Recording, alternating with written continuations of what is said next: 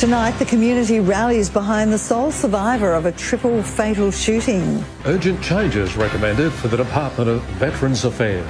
$1 billion mining investment under threat. And tour operators see an increase in Wales. This is 7 News with Brough and Joanne Desmond. Good evening. Thanks for joining us. Good evening. A Rockhampton man who is the sole survivor of a shooting at Brough remains in hospital recovering from the terrifying ordeal. The community is rallying behind those impacted as investigations continue into the tragedy.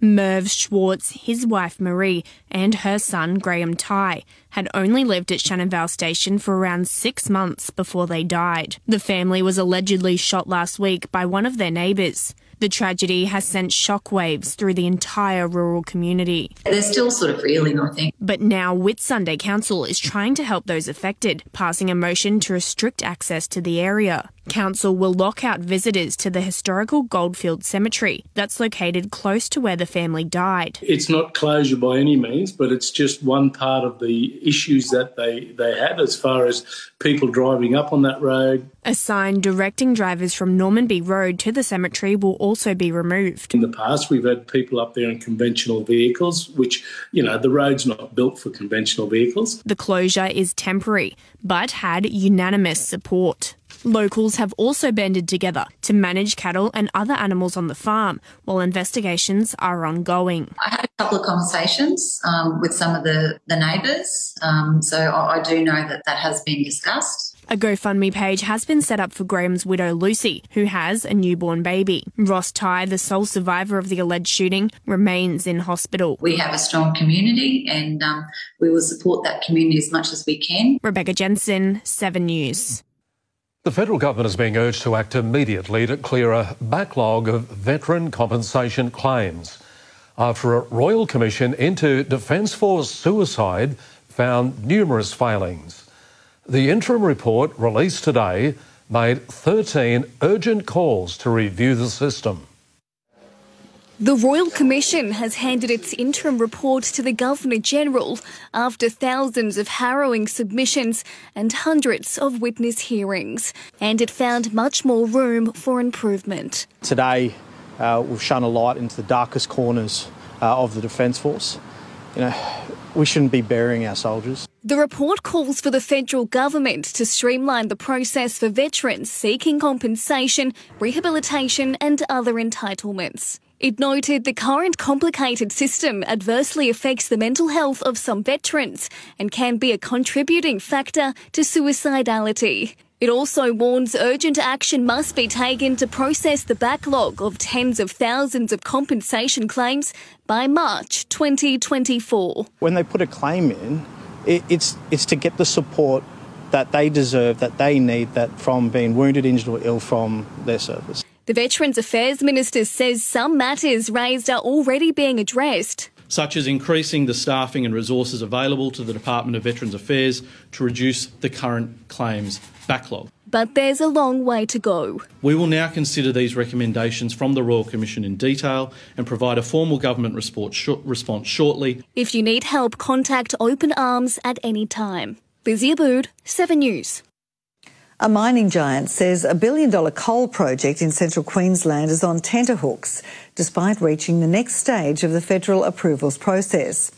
BHP says an increase to coal royalties is creating an investment rethink in the state, something the mining union has likened to a child throwing a tantrum.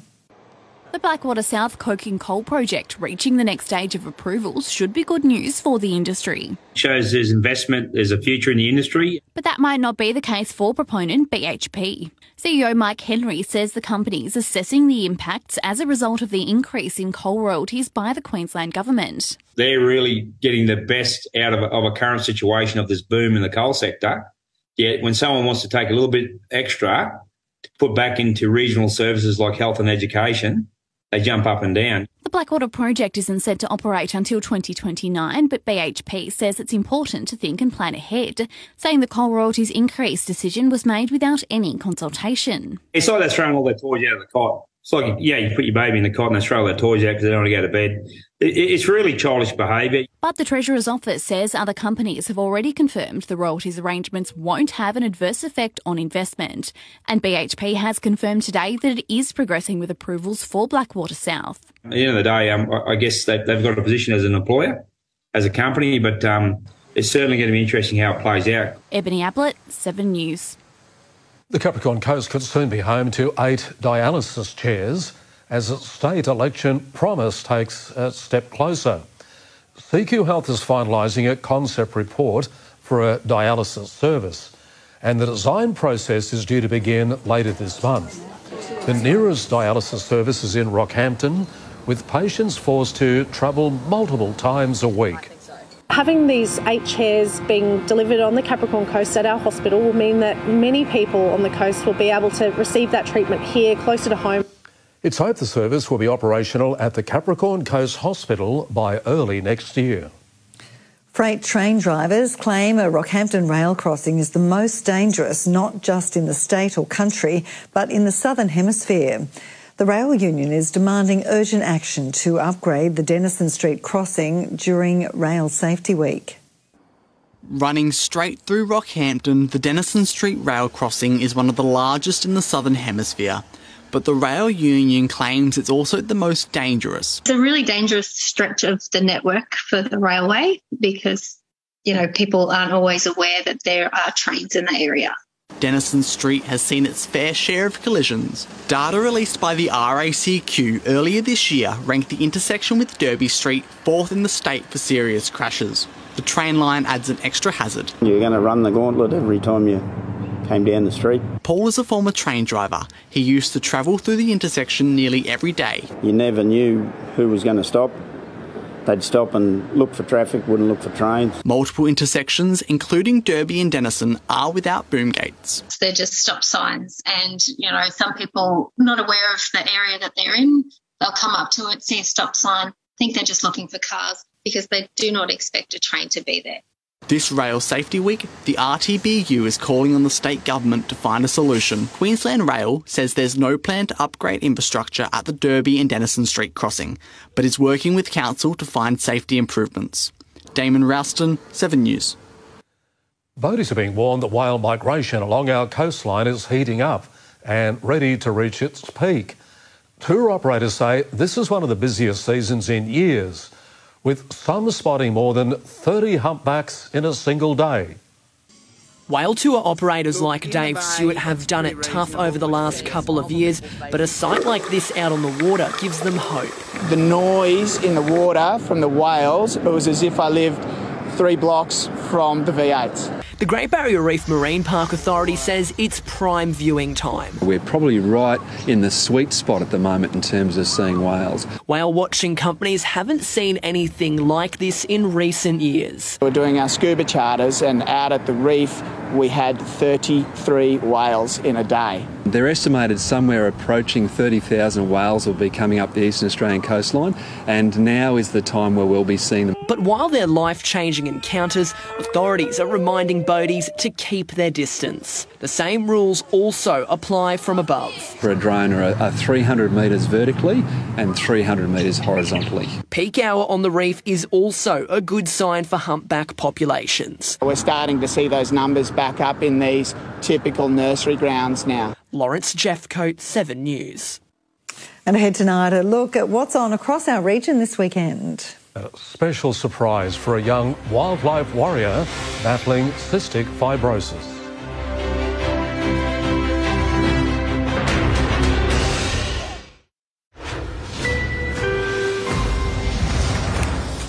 Nice having it with us on 7 News. Recreational fishers are being urged to check their catch after significant fish deaths at Lake Callide.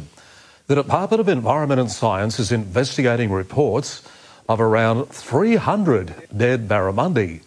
Just last month, more than 100 dead fish were reported at Lake Awonga. The department says both incidents coincide with highly variable temperatures occurring in our region. Make-A-Wish Australia has given a Melbourne family the adventure of a lifetime, searching for wildlife across Queensland. A little girl living with cystic fibrosis was able to live out her dream of being a zookeeper. Most kids would squeal at the sight of a python. I love snakes. But for 10-year-old Marley, getting close to any reptile is a wish come true. Turtles, blue-tongued lizards, black-headed pythons, crocodiles, red-eyed green tree frogs and all reptiles. Make-A-Wish Australia gave Marley and her family a trip to Queensland and the Northern Territory to see wildlife. They stopped in Cairns to visit the Great Barrier Reef, so 7 News enlisted the help of some friends. Hello, how are you? To make their trip extra special. Zoo2U heard about Marley's love for reptiles and staff volunteered their time for a private wildlife experience. And Rocco said he wanted to come over and meet you. And she gave him a run for his money. I think you should be a zookeeper one day. What do you think? That's what I want to be. It's so awesome to see these beautiful smiles from these great kids, loving wildlife and embracing it. Marley was diagnosed with cystic fibrosis when she was 2 months old. It's a genetic condition affecting her lungs and digestive system, but she's never let it stop her from becoming a wildlife warrior. We've also got... It's so exciting just to see the joy on their faces and how much it brings to them and enhances their daily life as well. Freya Jensen and... Poppy and Marley, 7 News. Beautiful story, eh? Let's have a look what's happening around our region now over the next few days. Here's Brad Villiers. Thanks, guys. From country shows to village festivals to channeling your inner rev head, there's plenty to do this weekend. It's the best little show in central Queensland. Now in its 23rd year, the Mount Morgan Show is on Saturday. It's a one-day extravaganza at the Mount Morgan Showgrounds with fun for the whole family and includes rides, sideshow alley, market stalls, show bags, fireworks, plus more. For more details, head to the Rockhampton Regional Council website. Calling all car fans this Sunday in Emerald. Get your skid pigs ready. Tell all your mates and get ready for a full day of burnouts. The event is also a great way to learn some mechanical skills as well. There'll be burnouts, dyno days, triple torque workshops and much more. Head to the Emerald Motorsports Facebook page for more details. And gather your friends and family and head to the finale of the CQ University Village Festival. Experience live music from local and travelling artists, culminating with headliners the Choir Boys. Browse the many market stalls and check out the local food vendors across the weekend. And if you've got an event coming up, we want to know about it. Email newscq@7.com.au. Hope you have a great weekend and we'll catch you again next Thursday. Great, thanks for that, Brad. Always lots happening. Busy. Let's get into the sport, I know. Another Capra side heading for finals, mate. Yeah, Brough first we had the women making the grand final. The Q Cup side's on the way and now the 21s are gearing up for a big finals tilt. More on that next.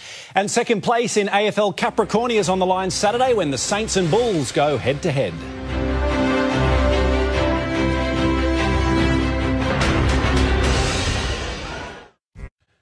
And welcome back to 7 News. The Capra's success in season 2022 continues with the Hastings Deering under-21s entering the final 3 rounds of their season as genuine title contenders. With the Q Cup side ready to play finals footy for the first time in years and the women's side narrowly missing out on a grand final win, it's a golden time for the club. The success in season 2022 for Kane Hardy's side is still something he's coming to terms with.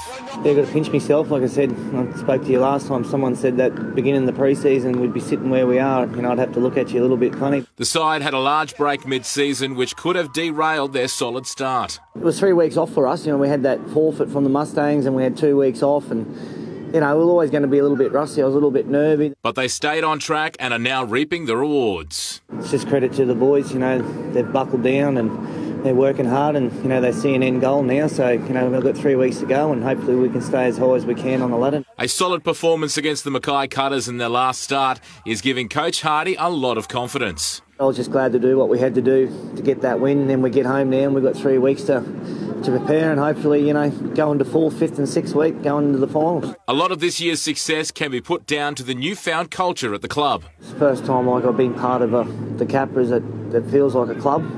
We all interact with each other. 16s, 18s, 21s, the Q Cup boys. And those Capra's Q Cup boys are helping out their younger counterparts. I've got to give his boys a lot of credit. Like, we train a bit together now, the 21s and the Cup. You know, like your Jack Maddens, your Jamie Hills, you know, they've taken their own time. Trey Browns, they've taken their own time to come down and work with these boys individually. Brad Villiers, 7 News. The Glenmore Bulls and the Bit Saints will go head-to-head on Saturday, with the winner securing second on the ladder in AFL Capricornia. With Yeppoon sewing up the minor premiership, all eyes now turn to who'll finish number 2 and get that coveted second bite of the cherry in the final series. The result on Saturday could well decide who makes the grand final in season 2022. It's a battle for second spot down at Bourne Island against Bourne Island. So, yeah, winner of that will finish up second and go into the semi against Yeppoon. And they'll also get another bite at the cherry. Loser has an elimination final against Gladstone at Gladstone on a Sunday, so I want to try and avoid that one. Nailing down a consistent starting lineup has been difficult for the Bulls. I had a couple go down with some soft tissue injuries on Saturday against Panthers. So, yeah, we should be able to cover them. We've got a couple of guys coming back off their work swings and a few others in. The Northside outfit are fully aware of what they'll be facing come Saturday. I think everyone always knows it's going to be a hard game against Bourne down there. They usually get a pretty strong crowd and definitely put up a good fight for the crowd. And they seem to be in pretty good form at the moment. Confidence will be high for Higgins and his men, with the Bulls finding form at the right time of the year. We've strung a few really good wins and weeks together coming into finals, so starting to get a bit of consistency and looking forward to continuing that on Saturday. And in the other games for round 15, Brothers host the Suns at the Roos Tony Clifford Memorial Match, and the Panthers make the toughest road trip in AFL Capricornia as they take on Yeppoon at Swan Park. Brad Villiers, 7 News. And while the Rockhampton Rockets season is over, superstar Todd Blanchfield is back with the Australian Boomers for the next round of World Cup qualifiers.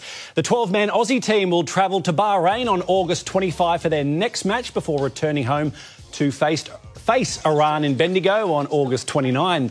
Blanchfield starred for the Rockets this season, with our Rocky outfit just missing out on the playoffs. Let's hope Todd has a blinder for the Boomers, and that's it for sport tonight. Thank you, guys. Wonderful. Thank you, Nathan. All right, we'll stay with us after the break. Livio has all the weather, and Scotty has our fishing report as well.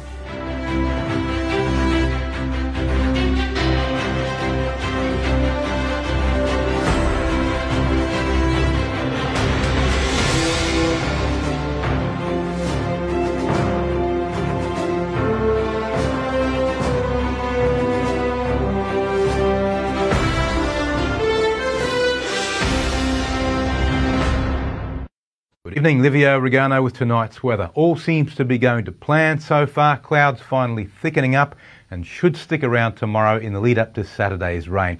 It'll range from just a few squirts on the Capricorn coast to around 20 to 30 mils on the Granite Belt, clearing Sunday. Top of 23 degrees today in Rockhampton and also Emerald in Gladstone. Fairly cool for an August day, but as expected, increasing cloud is slowly warming up our nights again. To the satellite loop now, 2 main areas of cloud, and they're both very clear. There's the eastern cloud segment, which is maritime convective lumpy cloud coming off the ocean. It's getting thicker and it's pushing all the way into the Great Dividing Range, blocking out the sun for much of eastern Queensland today. And you've got the second wave of rain cloud coming from an upper level trough, which is soon to encroach on the southwest downs and will tomorrow affect the Carnarvon Ranges and eastern downs eventually as well. And then on Saturday, right through eastern Queensland, or at least southeastern Queensland. Now on today's chart, we have that big low moving across the bight. It's attached to a trough and a front and an upper level trough sitting on top. So it's a 3-dimensional system carrying that big area of cloud. The high is slow moving. As you can see, it's barely moved in 3-4 days, just coming off the coast now. Tomorrow's chart, low moves further east, trough now moves into central Queensland. Extra cloud, a little bit of rain now coming through the southern downs. Outlook chart, trough now moves closer to the east coast and it'll start raining anywhere south of about Rockhampton. Now, the latest from the Weather Bureau, the boating forecast for Capricornia waters, a straight easterly tomorrow, 10 to 15 knots on a 2-metre swell. Saturday's winds turning northerly at 10 to 15, and then Sunday, a south-southwesterly change. Tomorrow's tide is the biggest we'll see until summer, right on full moon, but it's a winter king tide, so the peak will be late at night, exacerbated by a larger than usual swell. Capricornia District forecast, partly cloudy day with the outside chance of a shower. Gladstone 23 degrees again, same for Rocky, Biloela 23 as well, and Yeppoon 22. Central Highlands and Coalfield showers mainly on the Carnarvon Ranges. Emerald will reach 24 degrees, Claremont 25 and Moranbah 26. Looking ahead for Rockhampton, slight change in details, but broadly the same as I said yesterday. Rain clearing by Sunday and colder nights from Monday as blue skies return for the new week. Tonight's pretty picture was taken by Judy Calvary from Harvey Bay. The lines of cloud usually form on the crests of atmospheric waves that propagate with the wind. A single bump from a mountain can set off these vibrations if the atmosphere is stable. Thanks, Judy, and thank you all. Now it's over to Scott Hillier with the fishing report. Yeah, good on you, Livio. Really nice run of the tide on the way thanks to that full moon, and I can report all land-based areas still producing plenty of good bream. Here's a couple of tips. Now, it is getting towards the end of the bream run, although those fishing from your jetties, marinas, wharfs, rock walls and the beaches are still getting stuck into a couple of really good fish. Lightly weighted strips of mullet, gar, squid, along with pillies, getting the job done. There's a handful of nice mud crabs also sneaking around, and the big tides should get them on the hop as well. But be mindful where you set your pots, and there's plenty of smaller ones and females around, so make sure you sort through your catch. A couple of really good mackerel also caught by those who headed out last week on the troll, along with floating pilchards. Now check this out. Gun angler Benny Glass used a slow-pitched micro jig to fool this lovely big black kingfish or cobia in 50 metres of water. Great fish, Benny. Now, if you are chasing more fishing action, good news. Creek to Coast is back this Saturday, 5:30 on Channel 7, and I'm doing a mud crab how-to. So if you're keen to chase a few muddies, make sure you join me then. Good luck if you're wet a line. Hope you bend a couple of rods. I'll be back here next Thursday night, 7 News. Have a great weekend. Great, thanks for that, Scotty. That's all from us for tonight. Thanks very much for your company. Don't forget anything you'd like to catch up on again, our 7 Plus app or our page, 7news.com.au. Catch you tomorrow night. Good night. Good night.